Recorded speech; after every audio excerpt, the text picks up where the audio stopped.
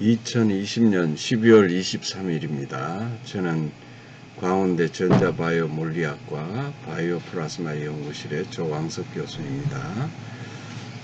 지난 시간에 이어서 이번 시간에는 감염병과의 전쟁이라는 제목으로 여러분들에게 소개를 올리겠습니다. 인류의 역사는 전쟁의 역사라고도 말합니다. 이 전쟁은 주로 우리 인간과의 전쟁이 주가 되는데, 이 타이틀에서는 전염병과의 전쟁에 대해서 말씀을 올리겠습니다. 지금 저희가 코로나19 사태로 팬데믹 상태에 있습니다. 이 팬데믹이라는 뜻은 팬은 이 all이라는 모두라는 뜻이고 데믹은 people이라는 뜻입니다. 그래서 모든 사람에게 감염되는 전염병을 우리가 이야기하는 것입니다. 그래서 그동안 우리가 우리 인류 간의 전쟁뿐만 아니라 이 전염병과의 전쟁에서 오히려 더 많은 우리 인류가 희생을 해왔습니다. 그래서 그 중에서 팬데믹 상태에 있는 모든 인류의 전 세계적으로 감염병에 대해서 분류를 하면 우리가 20세기 1900년 이후와 이전의 상태에서의 전염병은 우리가 흑사병과 천연두가 20세기 이전에 대표적인 전염병이었습니다. 흑사병은 우리가 블랙 데스라고 이야기도 하고, 이제 사망하면은 우리 모든 신체가 검게 된다 해서 블랙 데스라고 하고, 프라그 역병이라는 그런 뜻입니다. 그래서 패스트라고도 하죠. 그래서 이 흑사병은 6세기 중반 로마 제국이 멸망하는 계기가 되는 그런 무시무시한 병이었습니다. 그 당시 로마 도시 인구의 40%가 사망하는 등 로마 제국의 폐망을 몰고 온 그런 병이었습니다. 그리고 이 병이 중세 1350년 무렵에 유럽 인구의 3분의 1이 사망했습니다. 당시의 유럽 인구가 3억 명 정도였는데 그 중에 3분의 1이 사망을 했으니까 어마어마한 그 인류의 희생을 초래한 것이 바로 이 흑사병이고, 결국 이 병으로 인해서 이 중세 유럽이 몰락하는 계기가 되었습니다. 그래서 이 중세 몰락과 더불어서 이 근대화 또 산업화, 산업혁명의 계기가 되는 그런 병이었고, 결국은 이 병을 피하기 위해서 해양으로 탈출하는 과정에서 결국은 제국주의가 탄생하게 되는 그런 병이었습니다.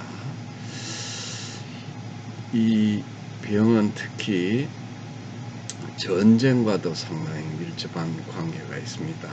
1700년대 몽골 제국이 이렇게 형성되는 과정에서 이 몽골에 의한 전쟁으로 명나라가 멸망하는 과정에서도 중국에서는 1640년도 연대에 보면 20에서 40%의 인구가 사망하는 등 몽골인의 침략 전쟁으로 인해서 많은 인류가 희생된, 전쟁에서 희생된 것보다 더 많은 인명이 이 흑사병으로 희생이 됐고, 몽골 제국이 유럽 침공 이후에 1700년 이후에 전 세계에 100여 회의 흑사병이 창궐을 해가지고 1000만 명 이상이 사망을 한 그런 무서운 세균성 질병입니다.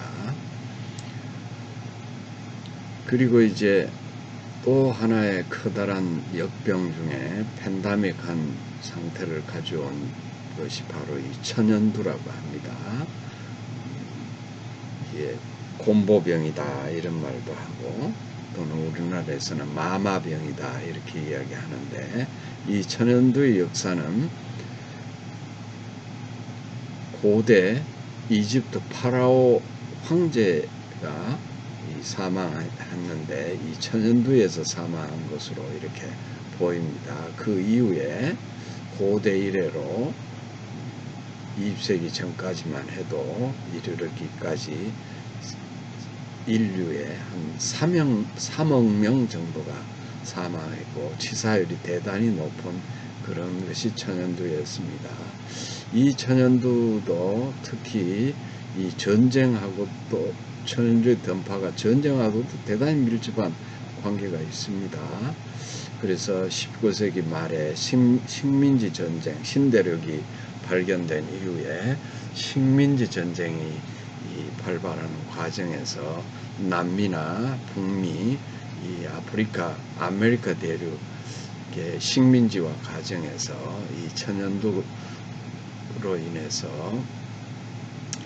이 인구의 당시 그 아메리카 인구가 원주민이 4,000명 정도라고 합니다. 유럽 인구의 한 10% 정도 된다고 알려지고 있죠. 이 중에 이 90%가 이 질병으로 사망을 하고 이후에 그 아메리카 인구가 400만으로 인구가 감소했다는 그런 무시무시한 질병입니다. 물론 역사병이나 이 천연두는 그 이후에 항생제, 백신이나 또는 영국의 제너가 발명한 이 우두균 백신에 의해서 이제 지금은 거의 자취를 감춘 그런 역병이 됩니다.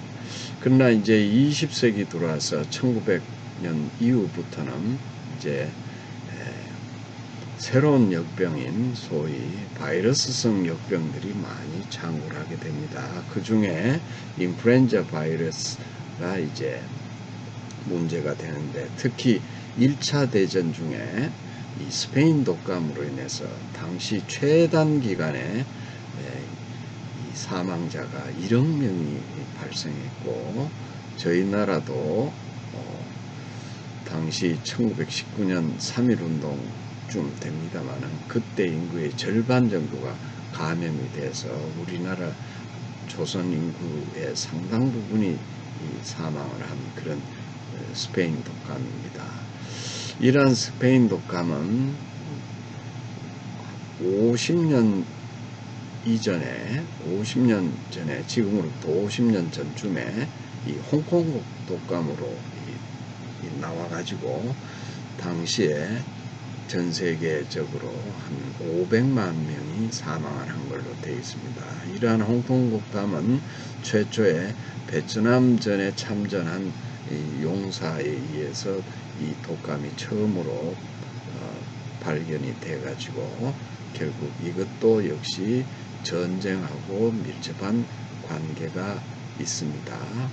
그래서 스페인 독감이나 이런 인플루엔자 독감, 천연두 흑사병이 전쟁사, 인간들끼리의 전쟁 가운데서 많이 감염 전파된 그런 그 역병이 됩니다.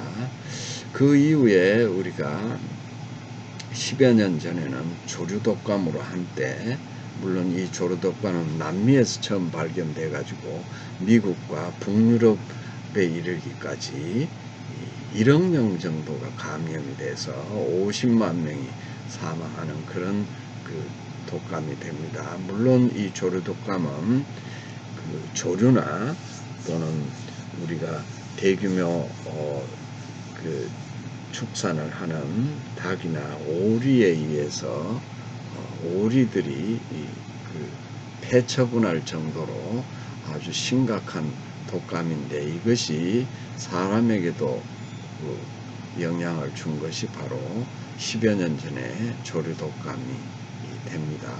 그 후에도 20세기 그 후반 1981년도에 우리가 공포의 대상이었는 제2의 그 20세기 패스트라고 하는 불릴 정도로 공포의 대상인 이 에이즈가 80년대에 한 2천만 명이 사망을 했습니다.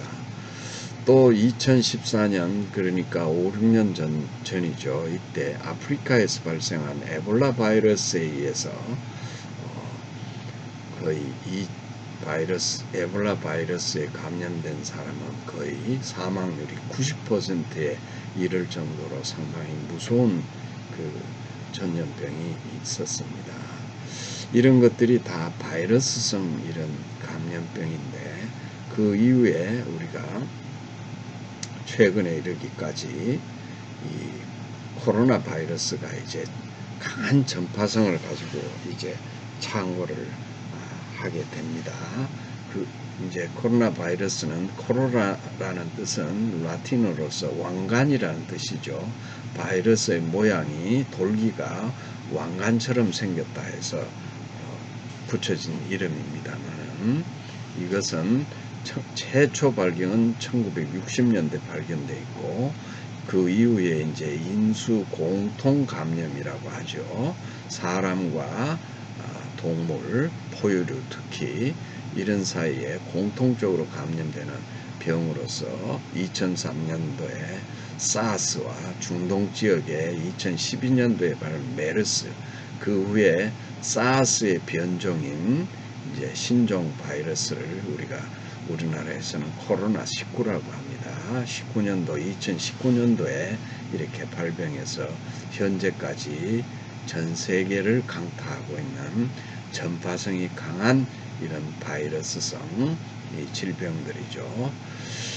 그래서 이러한 질병에 의해서 이 역사적으로 이 20세기 전후에 그 팬데믹 상태에 이르는 그런 역병에 대해서 제가 알아보았습니다. 이것을 갖다가 이제 좀 우리 역사적으로 원인이나 또 이것에 의해서 이러한 질병, 전염병에 의해서 우리 인류가 어떤 영향을 받았고 어떻게 대처해야만 하는지 해왔는지에 대해서 설명을 하겠습니다. 우리가 이 지구가 생긴 이후로 최초로 이 생명은 미생물이 먼저 만들어졌죠. 그 이후 한참 이후에 인간이 이제 나타나게 됩니다. 우리 인간은 신이 이러한 미생물뿐만 아니라 모든 동물을 잘 관리하라는 의무를 가지고서 우리 신이 인간을 만들었다고 하지요. 그래서 생명이 탄생한 이후에 신석기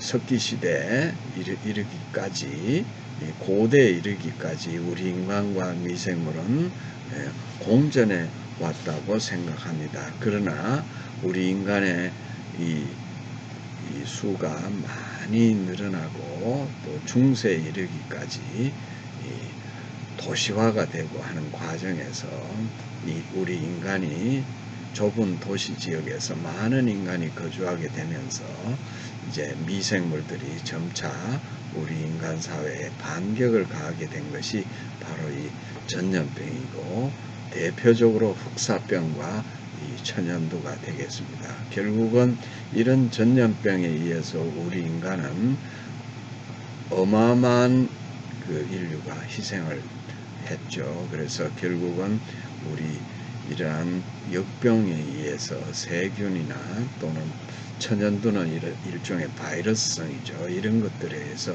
인간은 패배하고 말았던 것이지요. 자, 그 이후에 이러한 역병이 결국은 흑사병 같은 이런 것들은 결국 중세 몰약을 가지고 왔고 이 중세 몰락과 더불어서 우리가 근대화 사회에 이르게 되고, 이 근대화 산업은 산업혁명을 가지고 왔죠. 그러면서 이 역병, 흑사병을 피하기 위해서 바다로 이제 해양으로 진출하다 보니까 결국은 제국주의가 탄생하면서 우리 인류는 또다시 이 전쟁이라는 우리 스스로의 어떤 잘못을 저지르고 말았죠. 이러한 전쟁으로 인해서 우리 인간 환경이 황폐화되고, 이런 기근이나 전쟁으로 인한 이 기근 이런 걸 통해서 우리 인류의 이 생명이 많은 위협을 받게 되고, 특히 인구가 가밀한 가운데 또 주위 생활 환경이 오염이 되고, 특히 오폐수로 인해서 많은 또 질병들이 많이 발생을 했죠. 특히 우리가 그 후진국병이다 또는 간암병이다는 수인성 전염병이 20세기 초까지만 해도 1차 대전에 이르기까지만 해도 많이 발병을 해서 우리 인류가 많은 고통을 받았습니다. 이 콜레라와 같은 이 세균성 질병은 이 대표적인 수인성 질병입니다. 1800년대 말경에 영국 런던에서 이 콜레라가 많이 발생했을 때 그 원인을 찾아보니까 우물주의, 우리 런던 시민이 마시는 물에서 이 전염병이 발발해서 콜레라가 창궐하고, 그 후에도 장티푸스나 딥테리아와 같은 후진성 병들이 많이 창궐해서 인류가 이것으로 인해서 고생을 많이 했죠. 그래서 이와 같은 이 세균성이나 바이러스성 질병들은 우리가 그 백신을 개발한다든지, 인류 최초의 항생제인 이 플레밍에 의해서 이 페니실린이 나온 이후에 많은 항생제와 항바이러스제가 개발되고 백신이 나옴으로써 일단 우리 미생물과의 세균과의 전쟁에서 우리 인류가 승리하는 듯 그렇게 보여왔습니다. 그러나 잦은 우리 인류 간의 이 전쟁, 1차 대전과 2차 대전 이런 전쟁을 치르는 가운데 우리 인류의 거주 환경이 많이 파괴되고, 또 산업화, 현대화 과정에서 지금 현재처럼 대기 오염, 공해, 환경 파괴, 또 기후변화 이런 것들 때문에, 또 교통이 발전하고 무역이 발전하는 가운데 이제 이런 틈을 타 가지고 이 세균성 전염병들이 다시 우리 인간을 지금까지도 괴롭히고 도전을 하고 있습니다. 우리가 이러한 전염병을, 이 미생물, 세균, 바이러스 병을 우리가 적절히 다스리지 못한다면 우리 인간의 이 신이 준 의무가 아니겠죠. 아무튼 이 인수 공통 전염병이, 예전에는 수인성 전염병, 물에 의한 전염병이, 물이 오염된 전염병은 우리가 상수도원을 이렇게 깨끗이 한다든가, 특히 오존에 의한 상수도원을 우리가 깨끗이 해서, 이런 전염병은 지금 후진국병으로 이제 치부를 하고 어느 정도 우리가 다스리고 있습니다만은, 이제 많은 농축사를 공장식으로 사육하다 보니까 양계장이나 돼지, 소 이런 것들을 대규모로 사육하는 가운데서 이제 인수 공통 전염병이 많이 발병하게 됐죠. 물론 지금 이 바이러스성 이 코로나 바이러스 같은 경우는 박쥐나 낙타나 또 고양이과의 이런 그 포유류에 의해서 이 인수 공통 전염병이라고 하죠. 이런 것들이 이 신종 바이러스가 끊임없이 창궐하고 있는 것입니다. 결국 현재로서는 이러한 바이러스의 20세기 이후에 2000년대 이후에 이러한 최근의 이 바이러스성 이런 이 감염병은 우리가 적절히 다스리지 못하면 또다시 인류는 이러한 바이러스에 패망하는 그런 상황이 초래되고 있는 것입니다. 결국 이러한 바이러스 최근에 이러한 코로나19와 같은 이 바이러스와의 전쟁을 승리하기 위해서는 궁극적으로 끊임없이 이 바이러스에 해당 바이러스에 맞는 백신 개발을 우리가 잘 해야 되는 이런 문제도 있습니다만 궁극적으로는 자연환경의 회복이 중요하다고 제가 설명을 드렸습니다. 우리가 태양이 지구 환경을 자연 정화를 해왔는데 이 환경 오염, 대기 오염, 공해에 의해서 자연 정화 능력이 상실된 것인데 이것을 회복하는 것이 중요하지만은 이것은 그렇게 쉬운 문제가 아니죠. 우리가 산업을 포기할 수는 없는 것이지만은 그래도 이것은 시간을 가지고 적절히 우리가 자연환경 회복에 전 인류가 노력을 해야 되겠습니다. 또한 이제 개인 방역으로서는 이제 그린 오존 환경을 우리가 조성을 해서 회복되지 않는 자연 환경 속에서도 우리가 바이러스와의 전쟁에 승리를 해야 된다 하는 것을 제가 지난 시간에 주장하고 있는 것입니다. 말씀드린 것과 같이 우리가 태양의 자연 정화 능력이 미세 공기나 오염된 공기에 의해서 태양의 자정 정화 능력을 지구 표면에서 상실하였기 때문에 이러한 바이러스가 앞으로는 꾸준히 창궐할 것이라고 이제 전문가들이 예상을 하고 있죠. 그러면 이것을 우리가 해결하는 방법은 개인 방역이나 실내외 방역을 위해서는 그린 오존 환경을 조성하는 것이 매우 중요하다라고 해서 제가 수차례 정부기관이나 당국에 제가 건의를 열심히 드리고 있는 것입니다. 이 끝으로 이 과학사적인 하나의 사례를 말씀을 드리고 오늘의 말씀을 마칠까 합니다. 소위 2차 대전 당시에 맨하탄 프로젝트라는 비밀 계획이 있었습니다. 당시 2차 대전 중에 독일에서 미국으로 망명한 아인슈타인이 당시 루즈벨트 미국 대통령에게 2차 대전을 종식하기 위해서는 원자폭탄을 개발을 해야 된다는 편지를 대통령에게 보냈었죠.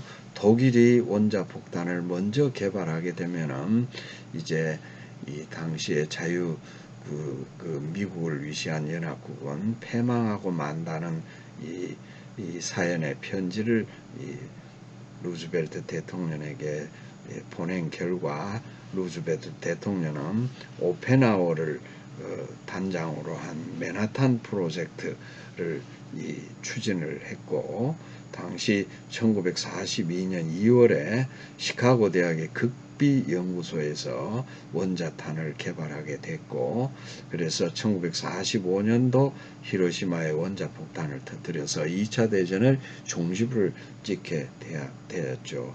이와 같이 이 과학자의 어떤 주장을 이 국가가 받아들여서 오늘의 이 코로나 바이러스 사태도 저와 같은 일천한 미천한 과학자의 주장이지만은 국가가 또 관계기관이 경청해 주십사 하는 그런 뜻으로 제가 2차 대전 당시에 맨하탄 프로젝트를 예를 들어 올렸습니다. 우리는 이 현재의 바이러스 사태가 아마 장기화될 가능성이 있고 신종 바이러스는 끊임없이 생긴다는 그런 예측을 하고 있습니다. 그 원인은 자명하다고 봅니다. 우리의 환경이, 지구의 환경이 바이러스가 창궐할 수 있는 환경으로 잘 이렇게 만들어져 있기 때문인 것입니다. 이러한 이 지구 환경을 하루아침에 변모시키기는 대단히 어렵고 시간이 걸립니다만 그래도 우리 실내외 또 개인 환경을 위해서는 그린 오존이라는 플라즈마를 이용한 기술을 적극 채용하기를 제가 갈망하면서 오늘의 말씀을 마치겠습니다. 감사합니다.